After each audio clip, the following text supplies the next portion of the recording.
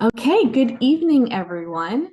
On behalf of the Epilepsy Foundation, Eastern Pennsylvania, I want to welcome you to tonight's important webinar called Courageous Conversations, Shining Light on Sudden Unexpected Death in Epilepsy, also known as SUDEP. Thank you all for taking the time to be here, whether you are a person living with epilepsy, a family member, a healthcare provider, an educator, or an advocate. Your presence shows your commitment to understanding and addressing one of the most serious and often least discussed aspects of epilepsy. SUDEP is a difficult topic, one that can be emotional and sometimes frightening to talk about, but that's exactly why today's conversation matters so much. For too long, SUDEP has remained in the shadows, leading to missed opportunities for awareness, education, and prevention. By talking about it openly and compassionately, we help break the silence, empower families with knowledge, and work together toward reducing risk and saving lives. Today, we'll be hearing from Dr. Maromi Nei and Edana Perry, who will help us understand SUDEP better and how to advocate and raise awareness about it. So again, thank you for joining us, for being open to learning, and for helping us bring this vital topic to light. Together, through understanding and awareness, we can make a difference. I want to first introduce our speakers for this evening, and then we will officially get started. So Dr. Maromi Nei is a professor of neurology, vice chair for faculty affairs and diversity for the Department of Neurology, and the director of the Epilepsy and Clinical Neurophysiology Fellowship Programs at Jefferson University Hospital. She received her BA in biology with a neuroscience minor from Cornell University, her MD from the University of Texas at San Antonio, completed internship and neurology residency at the Hospital of the University of Pennsylvania, and then completed an epilepsy fellowship at Jefferson. Her research focuses on various clinical aspects of epilepsy, including epilepsy surgery, medication, and other treatment for epilepsy, the autonomic effects of seizures, and epilepsy morbidity and mortality, including SUDEP.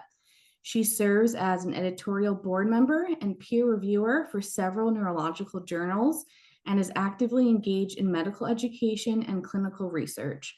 Her research has been supported by the NIH and various other public and private sponsors.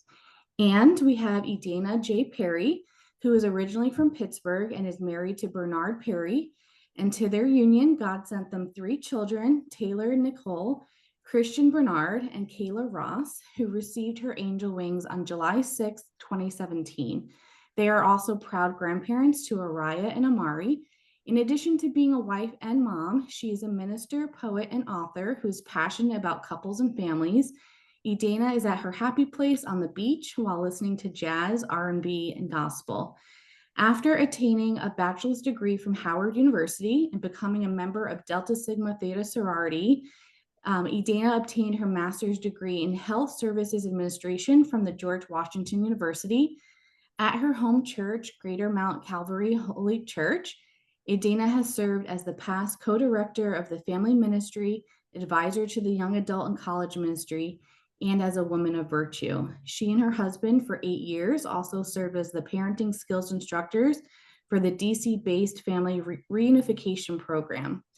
In response to Kayla's early transition, Edana and her husband turned their mourning into mission by co-founding the Kayla Ross Perry Memorial Foundation, also known as KRPMF, in 2019. She serves as the president of the KRPMF, whose mission is to raise awareness on epilepsy, provide scholarships, and sponsor creative arts events. You can learn more at www.kaylarossperrymemorialfoundation.org. It is her personal relationship with God and her faith that gives Edana the strength to be #Kayla Strong. So we have some really wonderful speakers for you guys tonight. And at the end of their presentations, we will have time for questions and answers. So please place your questions in the chat. So I'd like to officially welcome Dr. Nei to the floor. Thank you so much. And thanks for that very kind introduction. And thanks for the invitation to speak on this very important topic. Okay, so let me go ahead and share my slides. Okay, does everybody, do you see Yes. this? Okay, all right, very good. Okay, so we're going to talk about SUDEP, or sudden unexpected death in epilepsy. And this is just some disclosures regarding research support, and I'm very grateful to research supporters, including NYU, NIH, which has supported some of my research in SUDEP. So SUDEP is a difficult but very important topic to discuss. And why is this? That is because education is really the key to help us reduce the risk of death due to SUDEP. So what are we going to cover today?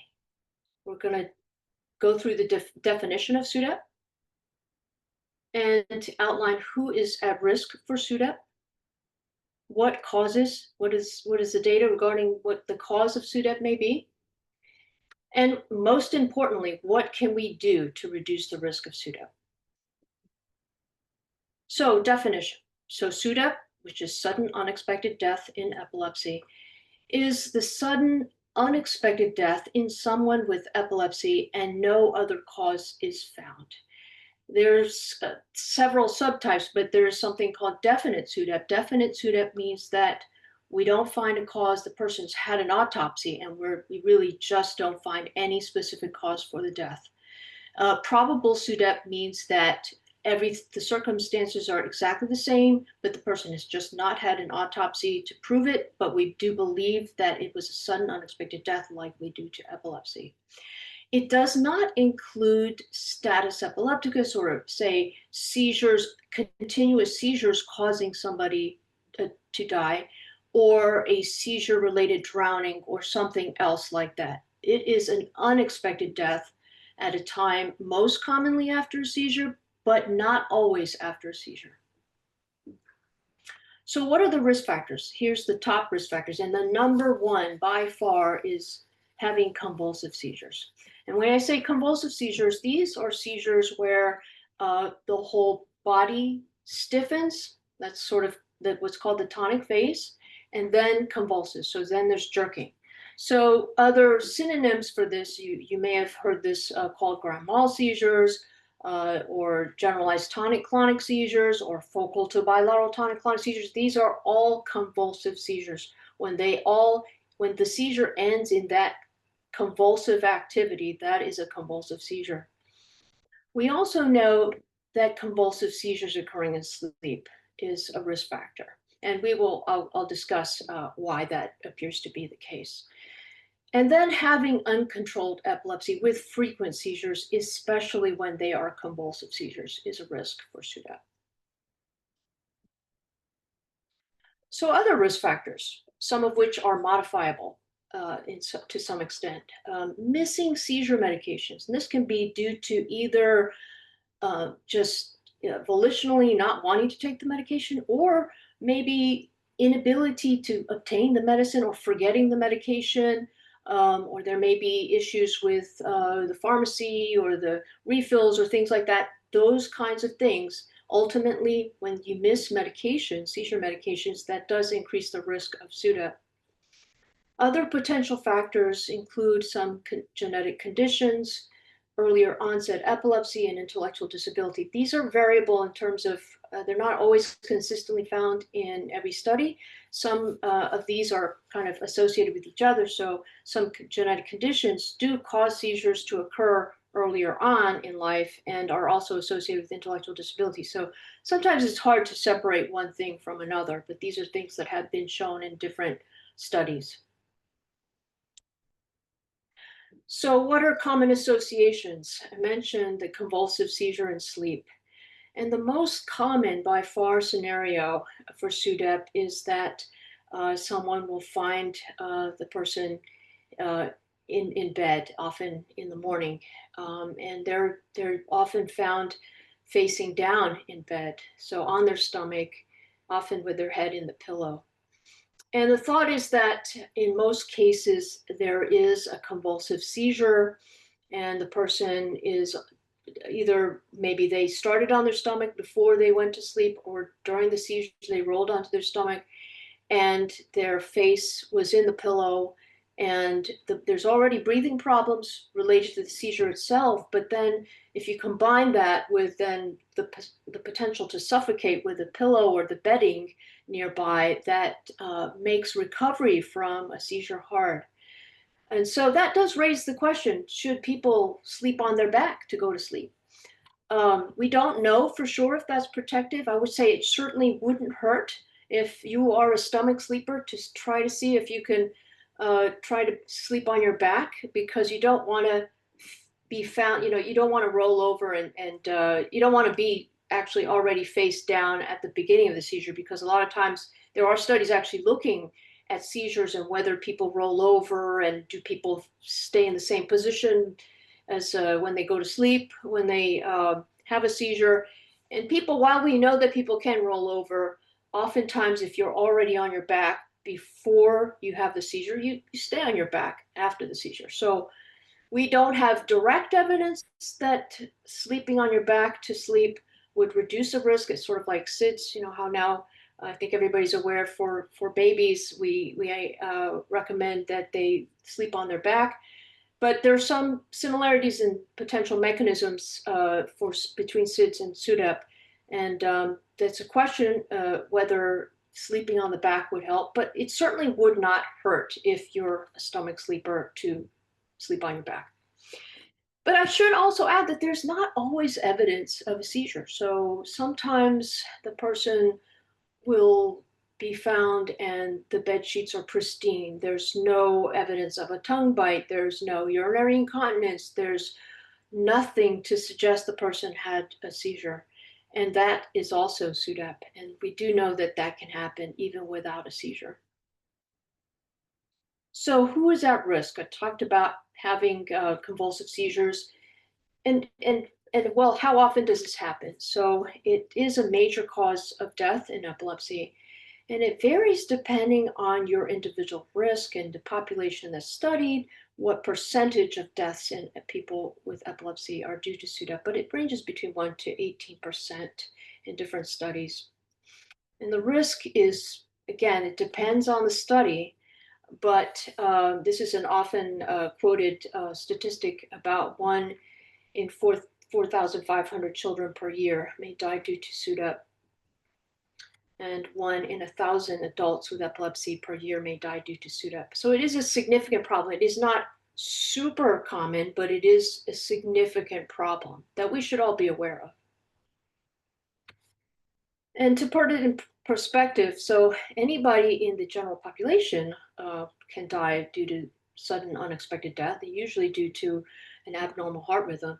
But the risk of sudden unexpected death in epilepsy is significantly higher than in the general population. It's 24 to 40 times higher. So it's a significant risk that everybody should know about, especially because there are things that we can do to reduce that risk. All age groups are reported, but there's possibly the highest risk is in the young adult group. And as I mentioned, risks are highest when convulsive seizures occur frequently. So what causes SUDEPs? So seizures themselves, I think many people have even witnessed this themselves, can cause breathing and heart rate problems. And convulsive seizures are more likely to cause these kinds of problems than other types of seizures in general. And in sleep, we talked about how if you have a convulsive seizure in sleep, there is the risk of suffocation, and also there's a higher chance that the seizure would be unwitnessed. It does appear that having somebody there can potentially help to reduce the risk of death after a seizure. And even somebody being there just to reposition the person after a seizure, maybe wiping any saliva around the mouth away, and maybe even some light, just tapping the patient if they're having a little difficulty with breathing. There's data that suggests that that kind of intervention might actually help. So if somebody's having a convulsive seizure, it is best to try to remain there and make sure they're okay and not leave the room. There is also evidence that suggests that it's possible that repeated seizures over many years could cause subtle changes in the brain and maybe even the heart that could increase the risk for SUDEP in some individuals. And then there are some genetic factors and other factors that may be involved in it. And I will point out one specific genetic syndrome, that is Dravet syndrome. That one, unfortunately, is associated with a higher risk of SUDEP. So what exactly happens during SUDEP? Now, this is sort of a busy slide, and I tried to use AI to do it, and I had to try many, many times to try to get a good slide, and hopefully this makes sense. But we'll start off at the left side of this slide. So there may be this underlying kind of predisposition to SUDEP that could be a structural abnormality, maybe in the heart or in the brain, or a genetic condition that the person, that's individual to that person. Then, as I mentioned, there may be effects of long-standing epilepsy. There's some evidence that there could be changes in the brainstem in areas that are important for breathing and heart rhythm, and possibly in the heart that could occur over time with repeated seizures. Then if we move over to the middle here, we talked a little bit about how medicine is important to prevent seizures. So missing medication or not taking medicine for seizures is another contributing factor. And then other possible factors, like we talked about, lack of supervision may play a role here too. But ultimately, in most cases, whatever we have on the left side here, we do have this precipitating seizure, usually a convulsive seizure. And usually that, along with the other factors, seem to combine together, sometimes, rarely, to cause significant breathing and heart rhythm problems leading to death.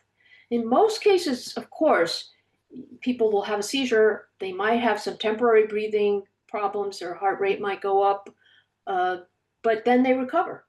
And that's the vast majority of cases. So I don't want to over alarm people that, because they have a convulsive seizure, that they're at high, that they may die during that. That in most cases, that is not what happens. Unfortunately, the body has many protective mechanisms that are in place. And the thought is, of course, that we are concerned about the maybe long-standing effects of epilepsy that could change some of the function. And that might explain why some people are at higher risk for SUDEP than other people. So they might be the ones that are developing some changes, subtle changes in the brain or the heart. And then when that happens, plus then there's a seizure that sort of triggers these heart rate problems, that is potentially sometimes a lethal combination.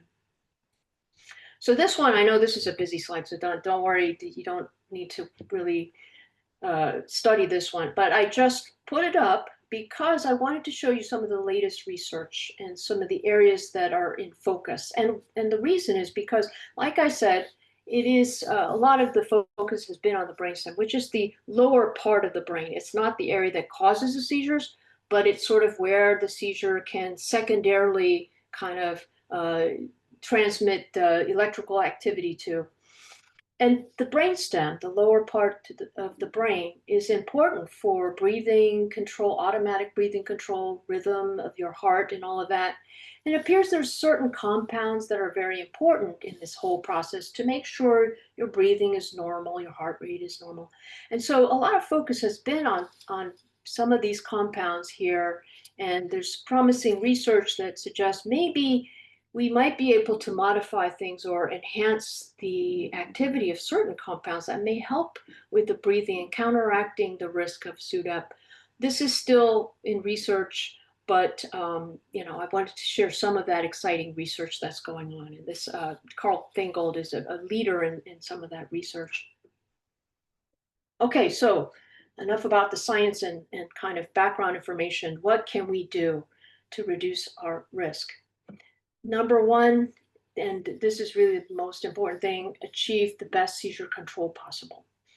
It's also helpful, though it can be difficult to discuss SUDEP with loved ones, because a lot of times people will come to the office and they might be alone, and we might have that discussion, but then their family members may not know about this risk unless they themselves talk about it.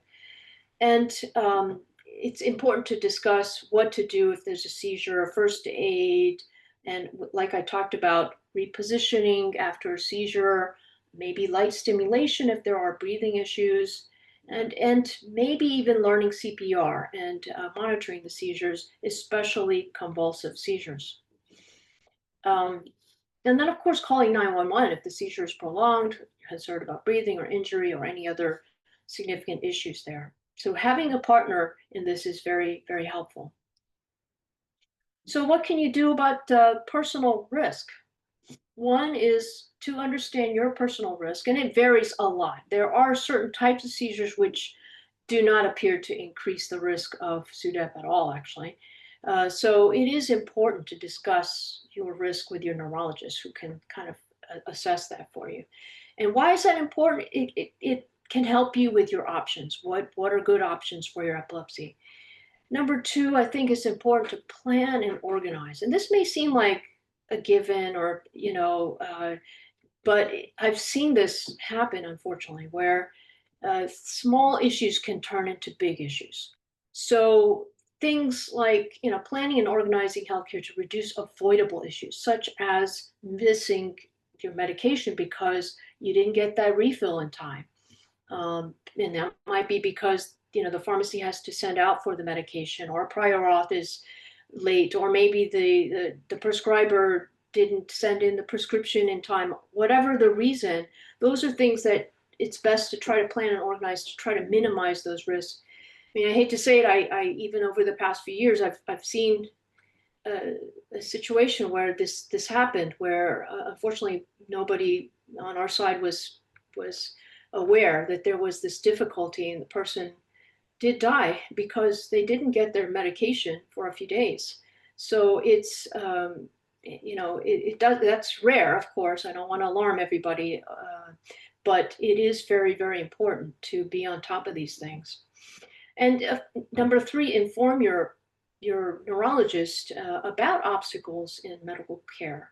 And sometimes even at the last minute, let's say, even if, they can't get your medicine, it, one day there's going to be a medication lapse.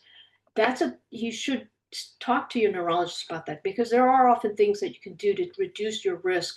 Either maybe just having a few pills sent to a different pharmacy, you might have to pay out of pocket, but just to get those couple of pills just to tide you over until the full refill comes through, or even some emergency medication to kind of cover you for a couple days if needed. So there are things that can be done in that situation. And then if seizures are uncontrolled, ask whether there's additional testing that may be helpful, and learn about different treatment options when seizures remain uncontrolled. It's helpful to have a seizure action plan, discuss safety issues with seizures with your loved ones, consider having seizure rescue medications, depends on your specific case, of course. And then also, there are now different technologies to help us monitor seizures. This could include a seizure watch or app, audio monitoring. There's many different options, but this is something that should be discussed together, because some of these can be, privacy concerns with audio monitoring or video monitoring, of course. And so this should be a shared decision, depending on the person's situation. All of these are much better, particularly the technology ones like the seizure watch and app. They're typically better for the convulsive seizures. And they can alert, for example, the seizure watcher app, they can alert a care provider automatically if a seizure appears to be happening. But they do typically have a safety mechanism, so that if it's a false alarm, let's say the person's just doing some exercises and it sets off the seizure alarm on the watch, the person can turn off the notification so that their family members are not all, then notified that they had a seizure when they're not, they're just exercising or something like that. They do have GPS and things like that. So those are things that can be used. Technology can be helpful in some circumstances. But again, this discussion regarding pros and cons of that, and some of these can be expensive. So some of you may be saying, what if I'm doing everything and my seizures can't be fully controlled? This is definitely a time to discuss different options with your neurologist. And if you don't already go to an epilepsy center for evaluation and treatment, you may want to consider that, because there are non-medicine options that are available, and they can reduce the risk for SUDEP. They can, of course, decrease seizure frequency, and sometimes you can achieve seizure freedom depending on your specific circumstance. And while these things, some of these things like epilepsy surgery, which is brain surgery, or deep brain, or responsive neurostimulation and vagal nerve stimulation, they are surgical procedures. And in some ways they sound scary. There's pros and cons to everything. And when these devices or surgery can reduce seizures, they can actually reduce the risk of SUDEP. And there are actually studies that show that for epilepsy surgery, for this neurostimulation as well. For example, this is actually a study from our center where we looked at people who had focal brain surgery and people who decided against having surgery but continued to have had refractory epilepsy. That is, their seizures continued despite optimal medication treatment. And this is, I know it's sort of a complicated slide, but if you look on the left, you really want to keep, the goal is to keep these two lines at 1. That means 100% of people are alive. And the follow-up you see on the bottom is in years. So this is a follow-up. So 0, 2, 4, 6, 8, 10, 12. It goes to about 15 years of follow-up. And in this study, we had about 900 patients. And then you could see that people who had brain surgery, overall, their mortality was reduced. They survived, a larger percentage survived. Now, this includes deaths for any reason. So it's not all SUDEP. It is including cancer and heart disease and things that are not related to epilepsy. And over time, people, of course, you do expect some people, unfortunately, to die. But you can see that there's a difference between having surgery and not, especially if you became seizure-free with surgery. One last big topic I really wanted to cover. I know this one's a little hard to talk about. It's a sensitive topic, but it is very important, and that is SUDEP in pregnancy. So there was a very important study that came out of the United Kingdom, which looked at almost 3 million pregnancies there, including almost 14,000 women with epilepsy. And they found, unfortunately, there was an increased risk of mortality in pregnancy in the United Kingdom, mostly due to SUDEP. And the thought was, the data suggested that it was probably related to seizure medication levels dropping during pregnancy. So we do know that certain seizure medicines, and including some of the ones that are safest in pregnancy, the ones that we use the most in pregnancy, such as lamotrigine or oxcarbazepine, that they do typically drop their levels. If you check blood levels, they drop because the metabolism changes during pregnancy.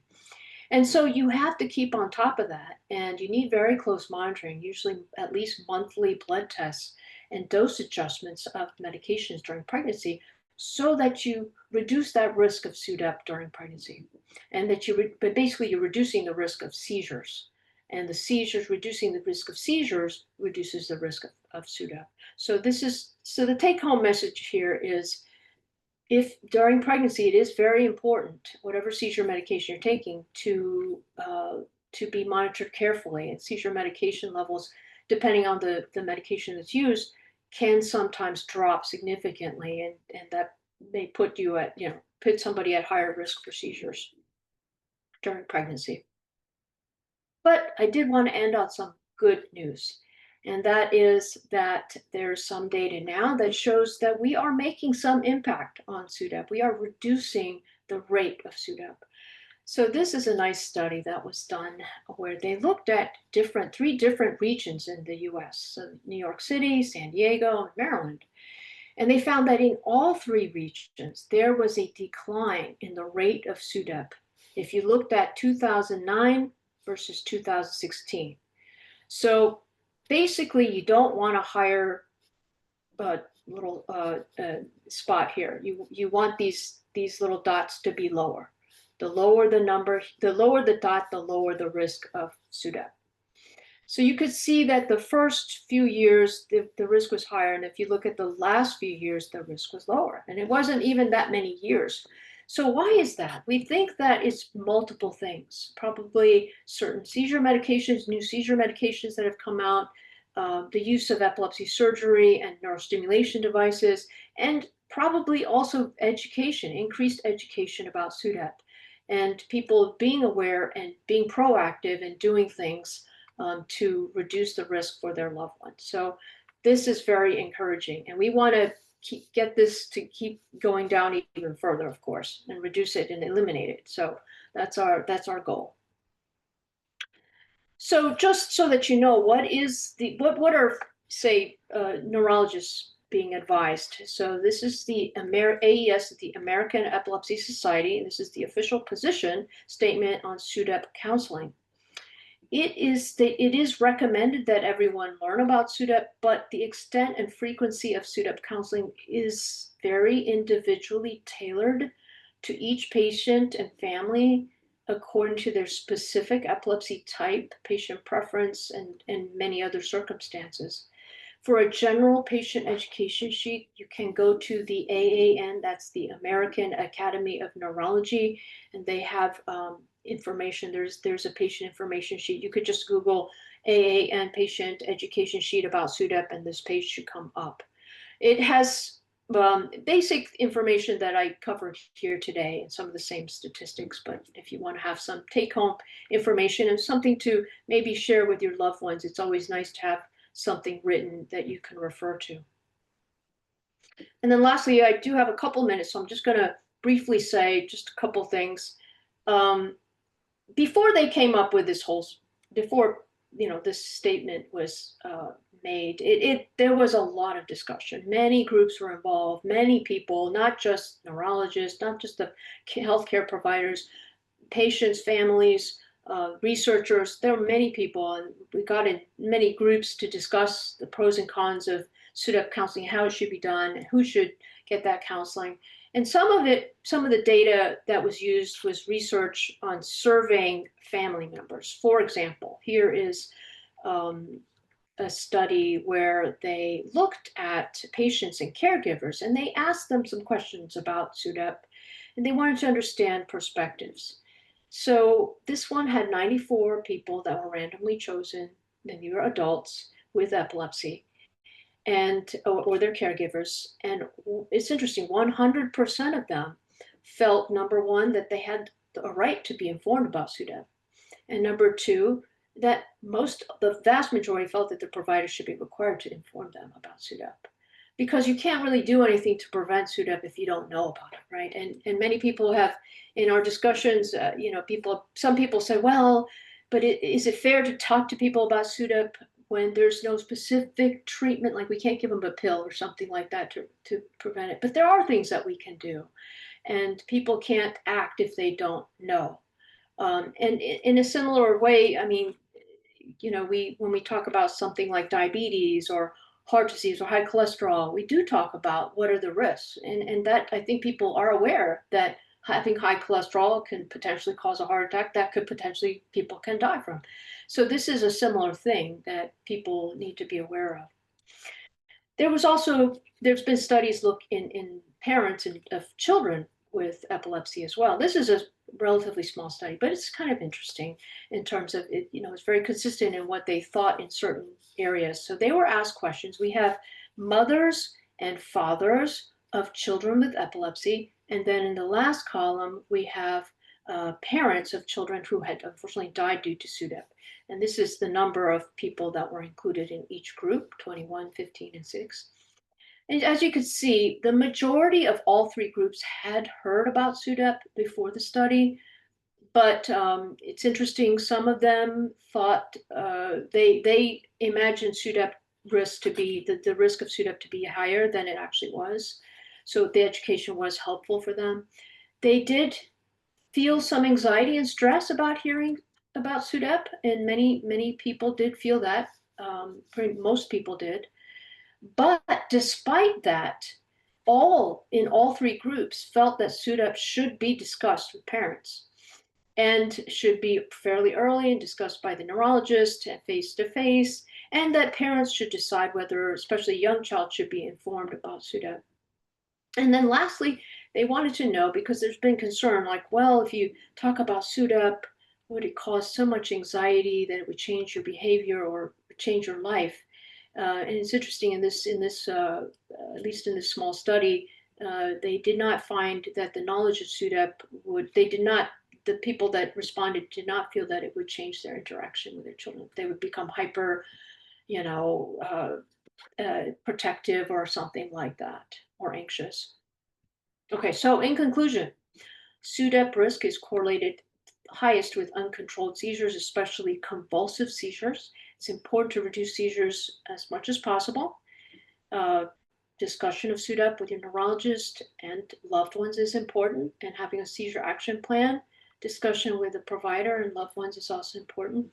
And we really need to continue ongoing research. There's been a lot of progress made, and and I am really grateful for all the patients in our center who have volunteered to help us in learning different aspects about seizures to help us understand and hopefully reduce or hopefully eliminate SUDEP and hopefully eliminate seizures, of course, in the future.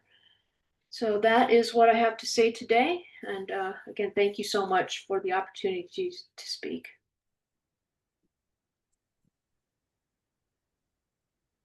Thank you so much, Dr. Nei. That was really informative.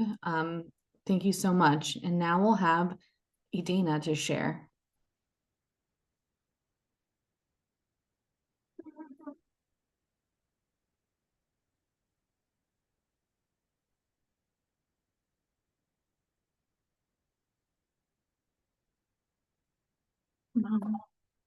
Oh, here it is.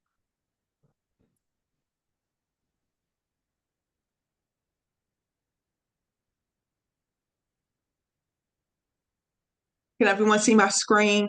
Yep, perfect. Great. Good evening, everyone.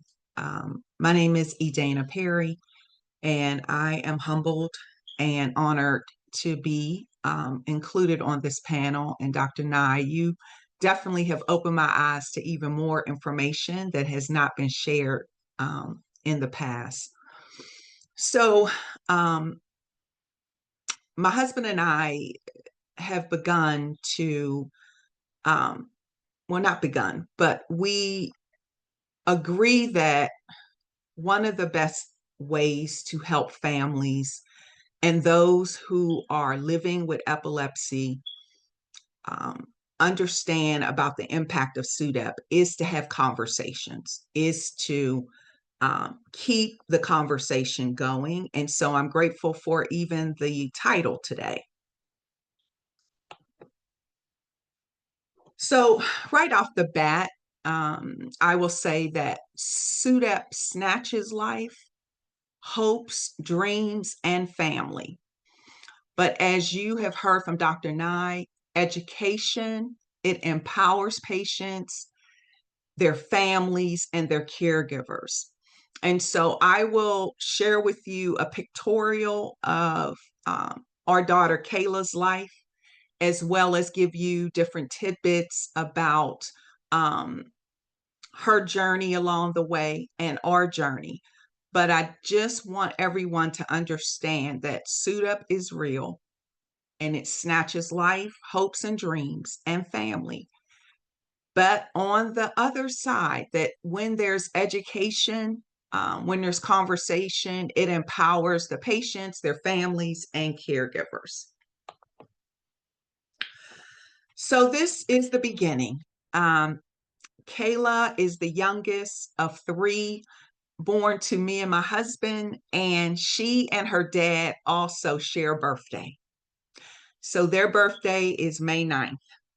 And this is Kayla with her dad when she was a couple years old.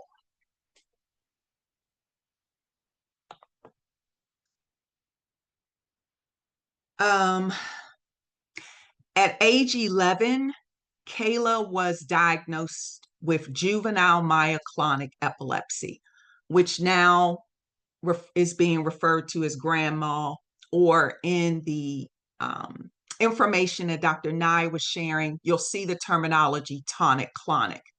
So her epilepsy was one that was triggered by lack of sleep, and the indications for when a seizure was coming on, her arms would shake, she would tremor, and if she went into a full-fledged, she would go into a convulsive seizure.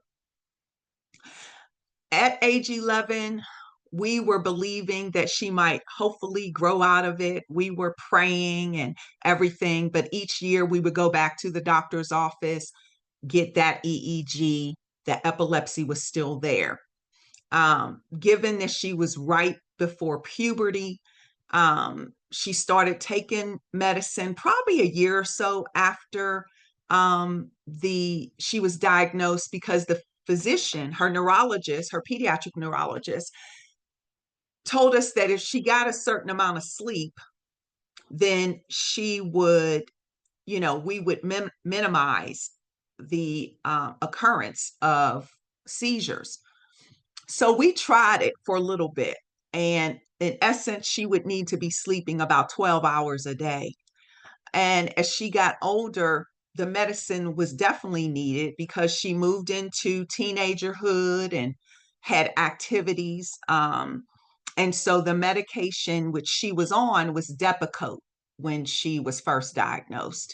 And as her family, we attempted not to, minimize anything that she wanted to do. Kayla was on the soccer team. She was in the choir.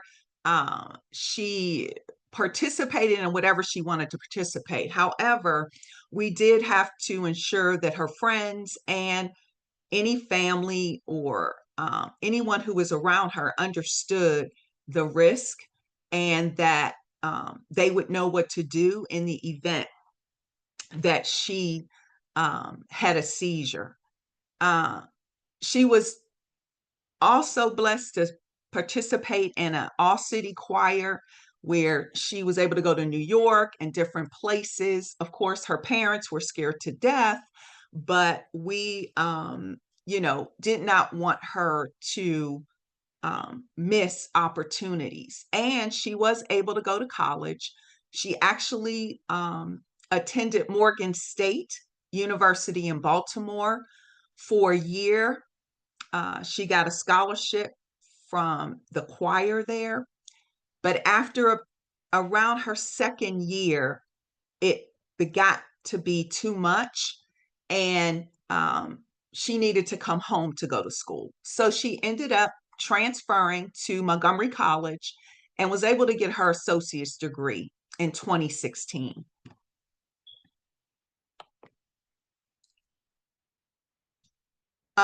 This is another of her in the middle experiences, and this is her and her dad's birthday, and my other children and my two granddaughters.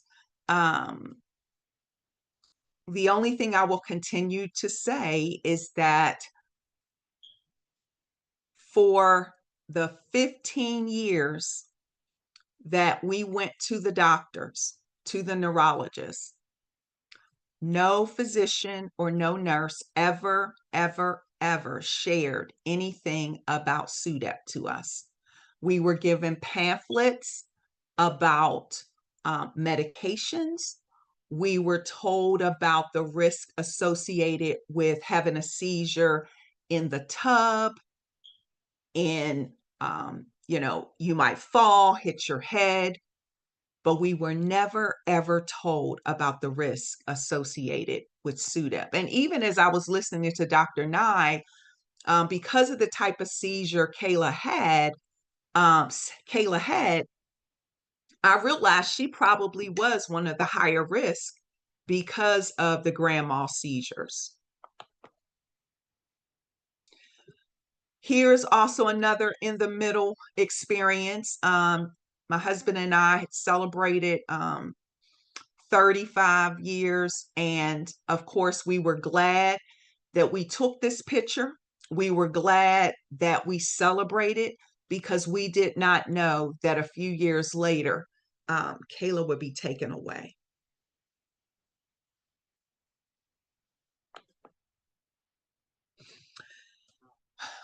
In 2016, we all attended one of the epilepsy walks.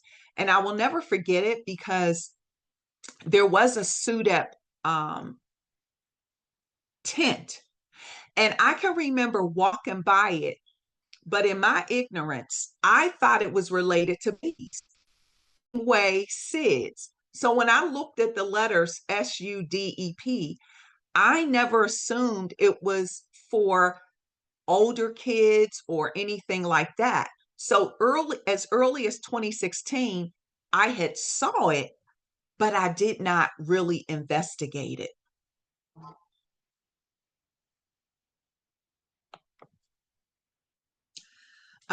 This is actually at one of my nephew's weddings, and it was actually the same year that Kayla passed.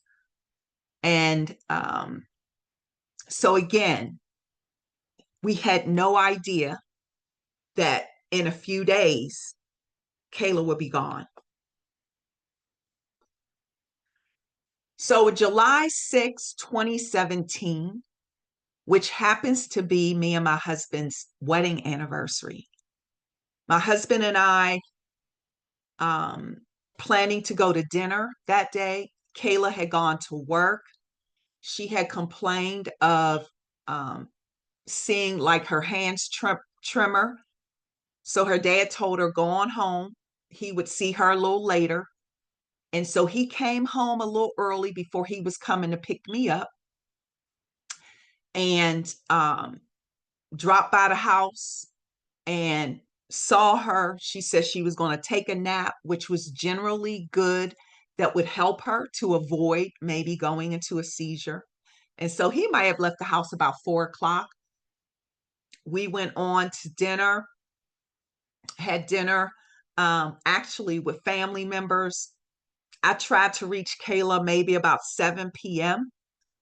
There was no answer, but it didn't bother me because when she would go to sleep, she would sleep hard. And Kayla slept on her back all the time. We leave and we get back home about 10 o'clock. And generally, when Kayla had some concern about seizures or anything like that, one of us would just run up the steps and check on her. So I run up the steps. And when I get to her room, the first thing that I'm surprised at is that she is turned over on her face, which she never sleeps that way. And so as I approach her, I touch her, and she's still a little warm. But when I try to move her, she's extremely heavy. She almost feels like a sack of bricks. And I, of course, scream out real loud to my husband, and he comes in to help me turn her over. And we even tried CPR. We called the ambulance, and they came probably in about 10 or 15 minutes. They worked on her for a little bit, and they told her, ma'am, she's gone. And so at 26, our youngest daughter transitioned from SUDEP, and we were not even aware of the risk. And so that is why now this is our new reality. When my husband celebrated his 60th birthday and Kayla would have been 30, she was not there. And we had to reconcile, we have to reconcile that. Every year we have to reconcile it on her birthday, which is his birthday, and we have to reconcile it on our anniversary. But that's our new reality. Kayla's life was snatched away.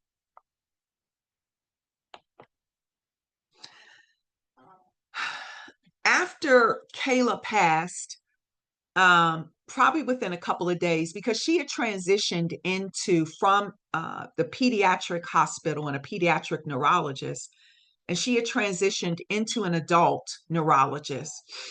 I did call the doctor up, and even though he may not have really understood me because I was in tears, I shared with him that I was very disappointed in their team for not sharing information about SUDEP. And this was my belief, is that we're always told about different risk of everything. We're told about the risk of getting on an amusement park ride. We're told about the risk of smoking. We're told about the risk from drinking and driving. But no one ever told us at that time about the risk associated with SUDEP. And that as a result of that, we, as her family, because we had done many things to modify, generally there was someone at the house with her, but not all the time. But we were very attentive in terms of our hearing. We changed her bed around. She was no longer a two-person bed. She had just the mattress because we were afraid if she had a seizure, she would roll over and maybe hit her head. So we had her bed flat. We have been talking about getting her an epilepsy dog. We had even, begun to look at some of those watches that Dr. Nei was talking about. And if we had been told of the risk, we probably would have investigated more of those things. But unfortunately, we were not. And so I shared that with the doctor. But as a result of that, my husband and I felt that there was something else we could do. And so in 2019, which is 2 years after Kayla transitioned, we created the Kayla Ross Perry Memorial Foundation. And this is the first event that we had. And it has really given me a different purpose. It has caused me to use that energy that grief at times has sucked out of me, and it has helped me move that energy into something that might be helpful to others and to our community.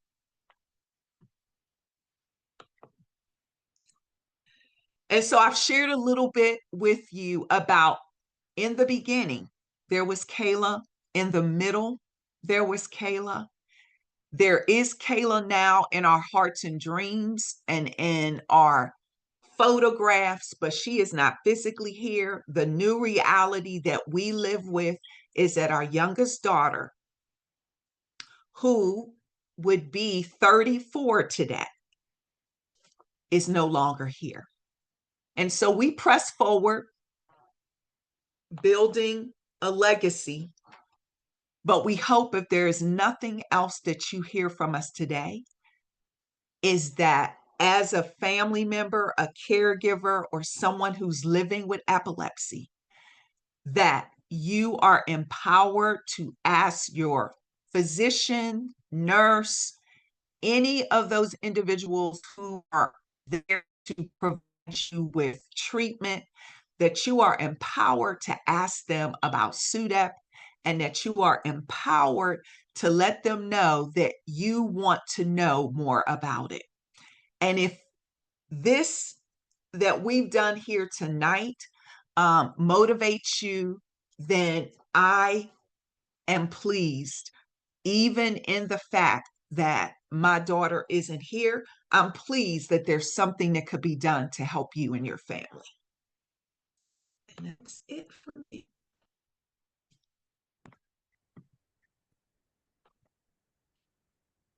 Thank you so much, Edana, for sharing your story, Kayla's life story, and for turning your mourning into mission. You are doing such wonderful work in her honor, and that is really appreciated. So we do have a couple questions that have come through the chat. So I will present it to you guys, and we can have a little bit of a discussion here. So Someone had asked what heart rates or abnormal heart rhythms are more associated with SUDEP. Yeah, so good question. So, in the vast majority of cases where we have actual data that looks at their heart rate and their breathing, it appears that most of the time there's a breathing problem first before the heart rate slows down, and then there's death afterwards. However, there are a few cases, very rare, but where a seizure has actually caused a serious heart rhythm problem, primarily. Like the seizure occurs and there's a serious life-threatening heart rhythm. Those are they appear to be less frequent as a cause, but in the cases that we have, they were in the hospital, so they were saved because they happened in the hospital. But had they had that at home, that it would have been hard to survive. So that's the data that we have about the heart rate most of the time. So the majority is breathing goes down and heart rate goes down. Thank you. Another question here. So, have there been studies looking at whether use of rescue medication during a seizure helps protect against having an additional seizure or experiencing SUDEP? So there's definitely rescue medications can reduce the risk of another seizure. And so in that case, yes, if you reduce the risk of seizure, you can reduce the risks of the consequences of seizures, including SUDEP. Are there direct studies? There's actually mixed data regarding seizure clusters, whether that increases the risk of SUDEP. I mean, I have to say I've looked at many cases, and I have to say there definitely are I've seen the charts of people where they did have a seizure cluster in sleep. More than that does definitely happen. But is that sometimes it's hard to get that information? For example, if the person had seizures in their sleep and nobody was there, we would not really know. We might think that the person had one seizure. So there's a little mixed data on seizure cluster and SUDEP risk. But in general, I have to say, whatever can be done to reduce seizures will help you reduce the risk. Okay, thank you. Okay, so concerning the decrease in SUDEP, if some medical examiners don't use that or label it SUDEP, how do we know there could be a decrease in SUDEP? That's a great question. Yes, that is a problem that the medical examiners have traditionally not always put something about. They don't put SUDEP often. They're more likely to put seizure, and being that it's SUDEP, there's been education on the medical examiner side as well, which has helped. And in that study, they did work with examiners to make sure that they, got a uniform diagnosis and all of that. And I'll say that for Philadelphia, there's actually a project looking at sudden death in the young, not just SUDEP, but just sudden death. So other causes as well. And that's based at the Philadelphia Medical Examiner's office. And so I know they're here in Philadelphia. They're super educated. There's a whole protocol that's used to determine the cause of death. I've been involved in those discussions too. So, but it does vary a lot, and it does depend upon the education. But those studies, like the one that I showed, they were careful in making sure that that was clear, and they had multiple people looking at the data and the reports and things like that, and making sure that it looked like the cases were correctly identified. So that was encouraging data. So hopefully the rates are going to continue to decline. Okay, thank you. Okay, next question here. Can you remind us how many people are likely to experience SUDEP? So that varies a lot, again, in terms of which studies you look at, but it's approximately 1 to 18% of people with epilepsy are thought to die due to SUDEP. Studies have not been very consistent in the percent of people that's involved that have it, and it's likely because of there's different groups of people with different risks that are included in different areas. So if you look at, a whole state or something like that, you're going to have a mixed population of people that are really well controlled, mostly probably well controlled people, and not as many people that don't have that have difficulty controlling seizures, and so the rate looks lower there.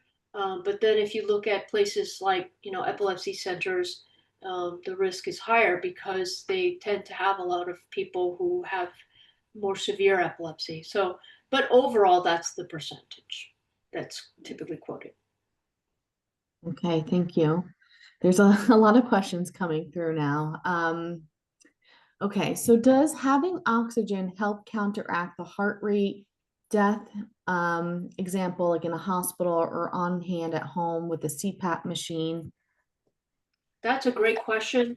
Now, in the hospital, as you probably many people already know, in epilepsy monitoring units, we do use oxygen, and there's some studies, animal studies, that suggest that oxygen can help to reduce for animals sudden death in epilepsy. The animal models that the what's thought to be the same thing in animals.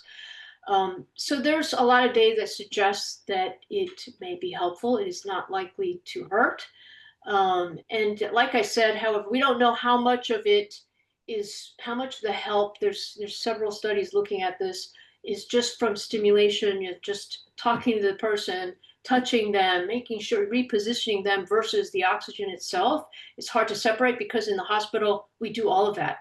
We make sure the person is responding and reposition them and suction them even and have oxygen. So it's a little hard to separate out, but there are studies that suggest that oxygen might be helpful.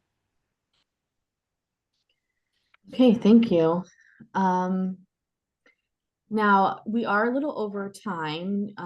So for our speakers, are you okay with staying on a little bit Oh, I'm longer? fine. Yes, I'm I fine. Okay, Mhm. okay. All right, so if a person is holding their breath during a seizure, how do you get them to start breathing?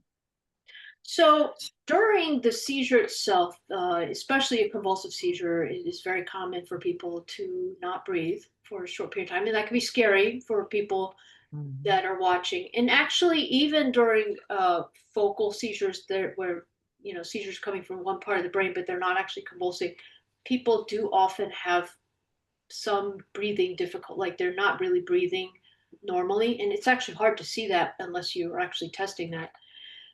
But the best thing, I mean, what you can do, so if you see that and the person's in the seizure, usually once they come out of that phase, they'll be okay. And so usually say for a convulsive seizure, people stop breathing during the tonic phase. That is when they're stiff, they're like their whole body's all stiff and you almost hear their breath coming out of Yep. their lungs and Mhm. they may turn blue at that point, Mhm. unfortunately.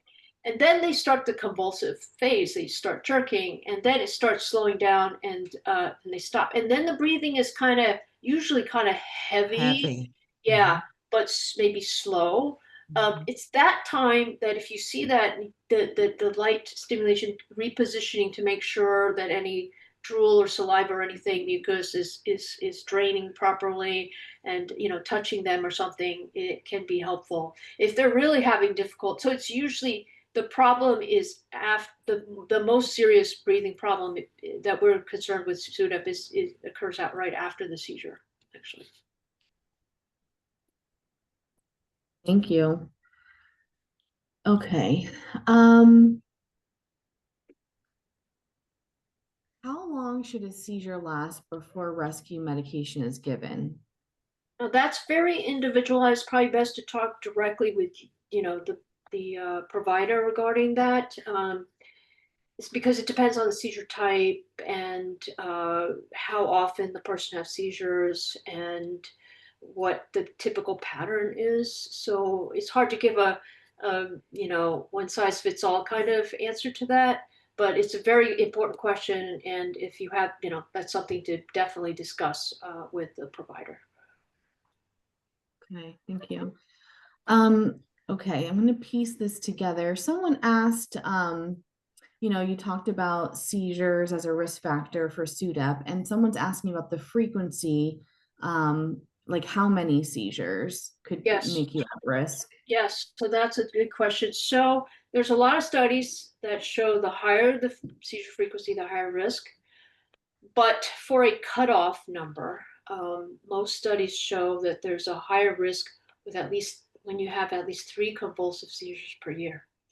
It's a higher risk category if you have at least 3. But we don't want any. We don't want 1. And we certainly don't want 10.